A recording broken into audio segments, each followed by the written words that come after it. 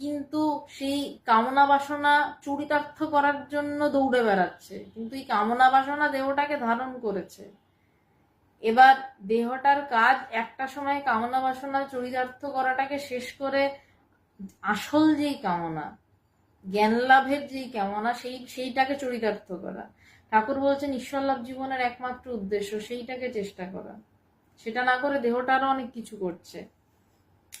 যাই হোক, বলছেন যে পূর্ব জন্মের কামনা বাসনার ফল এই দেহ, কারণ যেই কামনা বাসনা ফলপ্রসূ না হলে আমরা জ্ঞান লাভের দিকে যেতে পারছি না, বা যেই কামনা বাসনাগুলোকে আমরা ধূর্তর কামনা বাসনা, আগে আমার জ্ঞান লাভ করতে হবে, নিজেকে জানতে হবে, যেই জানার পরে শঙ্করাচার্যের সেই কথাটা পুনরপি জনমাং পুনরপি মারণাম পুনরপি মাতৃ যশোরে শয়নাম, এই আপ্তবাক্য ভুলে টুলে গিয়ে যে দূর আমাকে আবার ফিরতে হবে, আমাকে জ্ঞান